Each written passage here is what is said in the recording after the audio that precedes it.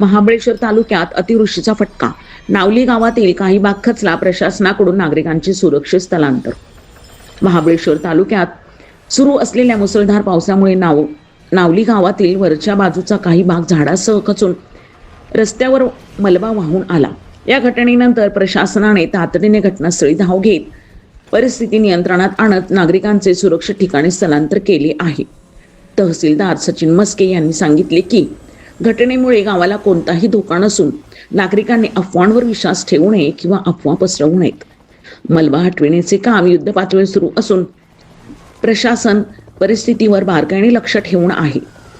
घटनास्थळी प्रांत अधिकारी डॉक्टर योगेश खरमाटे यांनी भेट देऊन पाहणी केली असून संबंधित विभागांना आवश्यक सूचना दिल्या आहेत.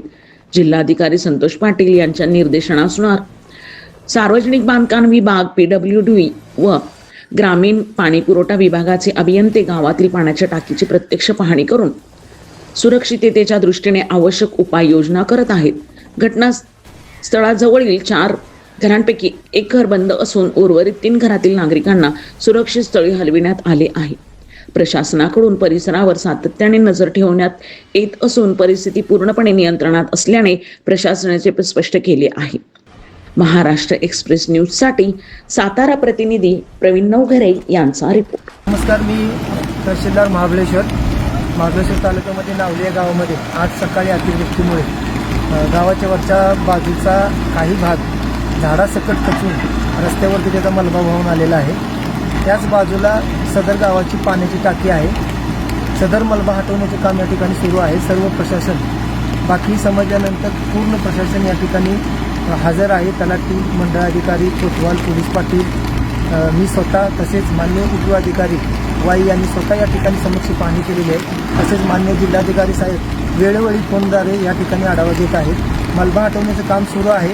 तसेच वर असलेल्या टाकीचे इन्स्पेक्शन PWD तसेच ग्रामीण पाणीपुरवठा यांच्या अभियंता करत आहेत. सदर टाकीचा जर धोका असेल तर त्याच्यावरती कारवाई करण्याचा निर्णय आम्ही घेत आहोत. तसेच सदर मलब्याच्या बाजूला 4 घरे आहेत. त्यातील एक घर पूर्णपणे बंद आहे, त्या ठिकाणी कोणी वास्तव्य करत नाही.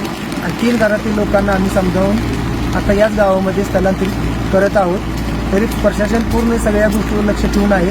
गावाला कोणत्या प्रकारचा आता सध्या तरी कोणताही धोका नाही आणि कोणी कोणत्याही अफवावर विश्वास ठेवू नये. पारस मुठ्ठा यांचा रिपोर्ट.